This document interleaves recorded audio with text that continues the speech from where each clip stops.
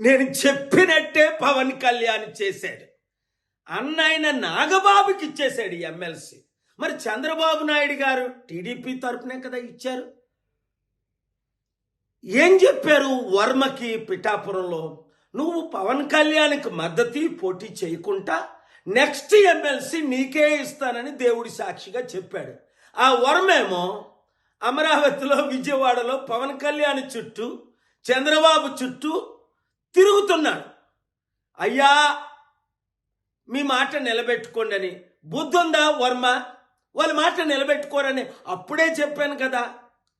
మరి ఈ మధ్యని పిఠాపురం మాజీ వైసీపీ ఎమ్మెల్యే దొరబాబు ఎవరోట మళ్ళీ జనసేనలో చేరాడు. ఒరే నాకు అర్థం అవ్వట్లేదు, అసలు మీకు బుద్ధి బుర్ర ఉందా? 2008లో ఇదే పవన్ కళ్యాణ్ చిరంజీవి ప్రజారాజ్యం పార్టీ పెట్టి 100 కోట్లు 1000 కోట్లు కలెక్ట్ చేశారని మనం అందరం విన్నాం. కొంతమంది సూసైడ్ కూడా చేసుకున్నారు. మరి అదే ప్రజారాజ్యం ఇప్పుడు జనసేనగా ఆవిర్భవించిందని అదే చిరంజీవి చెప్తున్నాడు. అంటే అర్థం ఏంటి?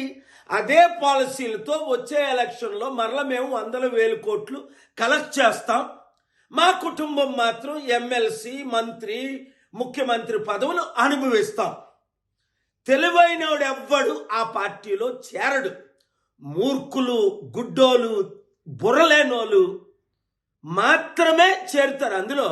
ఇంకా జనసేన కానీ టీడీపీ కానీ మన లైఫ్లో గెలుస్తుందా? 9 నెలలకే చాప్టర్ క్లోజ్. మొత్తం అంతా అవినీతి, అన్ని ఫెయిల్ అయిపోయారు అని స్పష్టంగా కనబడుతుంది కదా. వచ్చేది కేవలం ప్రజాశాంతి పార్టీయే, బడుగు బలహీన వర్గాల పార్టీయే. మన బీసీ, ఎస్సీ, ఎస్టీలు అందరూ ఇప్పుడు ఎందుకు కమిటీల్లో చేరిపోతున్నారు? ఐఏఎస్, ఐపీఎస్లు మొదలుకొని మాజీ ఎమ్మెల్యే, మినిస్టర్ల వరకు.